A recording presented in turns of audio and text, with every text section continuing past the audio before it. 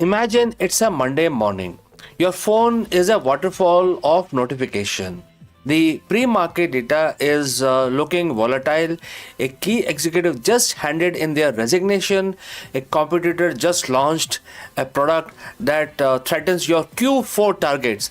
And in the middle of all this, you have a board meeting in 20 minutes. As a CEO, you aren't managing a company, you are managing a storm. Most of the leadership book tells you how to fight the storm. They talk about crushing it, pivoting and disrupting it. But what if the secret to elite leadership wasn't about fighting the waves, but about becoming the ocean itself? Today we are decoding Bhagavad Gita chapter 2 verse 70. We are going to explore how an ancient Sanskrit shlok can become an operating system for the unshakable CEO. Just as the ocean remains undisturbed by the incessant flow of water from rivers merging into it, only the person who is not disturbed by the flow of desires can attain peace, not the person who seeks to satisfy those desires. On the surface, there may be white caps and storm, but at a depth, absolute stillness. Now, think about the rivers. In life of a CEO, the rivers are the endless streams of desires and inputs. The desires for higher stock prices, the desire for industry awards, the fear of market crash, the ego-driven need to be right in every meeting. The verse tells us that the river will enter. You cannot stop the rivers from flowing into the ocean. You cannot stop the market from being volatile. But the sage CEO process these inputs without letting their internal levels rise or fall. When your internal peace is dependent on external KPIs, you are a pond leader. You are reactive. You are easily disturbed.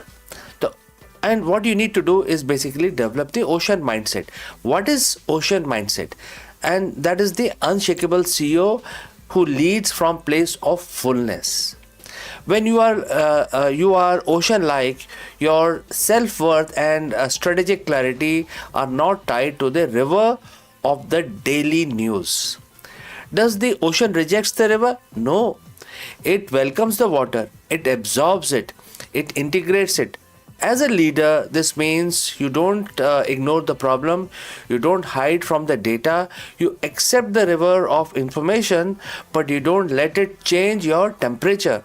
You remain achal, which is unmoving. But verse 70 makes a subtle, brilliant distinction. It says peace belongs to one who is not a desirer of the desire. What does this mean for you? It means there is a difference between having a goal and being possessed by a goal. The driven leader wants to win, but if they lose, their core remains intact. They analyze the failure, adjust the sails, and move on. The attached leader needs to win to feel the whole thing. When they lose, they spiral out of control. They blame the team. They make the desperate short-term decisions to fix their ego. The unshakable CEO uses goal as a compass, not as a crutch.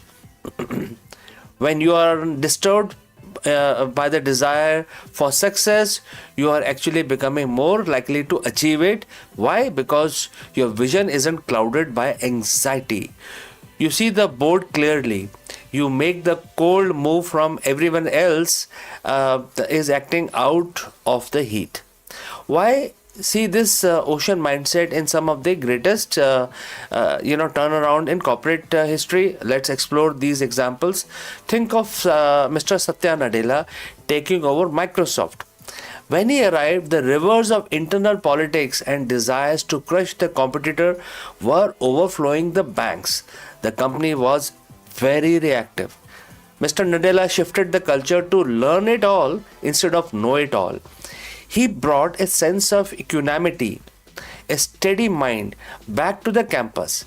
He didn't stop the rivers of competition from flowing. He simply made Microsoft's ocean deeper so it could absorb the change in the industry without losing its identity. Think of a CEO like Jensen Huang at the Nvidia. For decades, the rivers of market doubts were flowing in. People said the tech was too niche. The stock stayed flat, but because his mind was ocean like, established in the vision, he wasn't disturbed by the lack of immediate gratification. He stayed achal. How do you apply verse 70 tomorrow morning? Here is the ocean protocol for your workday, which is tomorrow. First, practice the buffer zone between rivers and the ocean. Create a space when the bad news hits. Don't reply instantly. Breathe. Remind yourself, I am the ocean. This is just a river. It cannot change my level. Second, audit your river's identity. Which river disturbed you the most? Is it social media criticism? Is it your competitors' growth? Once you name them, they lose their power to disturb your stillness. Right? Number 3, lead from stillness, not stress before your next meeting. Take 2 minutes of silence, not to plan your talking points, but to find that achal, unmoving spot in your mind. Speak from that depth. People follow leaders who are calm. They merely obey leaders who are. They do not merely obey leaders who are loud. So the world will never stop sending rivers your way. The market never be quiet. Your inbox will never be empty. But as Bhagavad Gita 2.7 teaches us, peace doesn't come from stopping the river. Peace comes from from being so vast, so deep, and so grounded that no amount of external input can shake your internal foundations. Become an ocean. Let the river flow. Remain unshakable. Friends, what do you think about this? Thank you for joining this exploration of ancient leadership. If this lesson resonates with your executive journey, share it with your other fellow leaders and join me back again in the next one.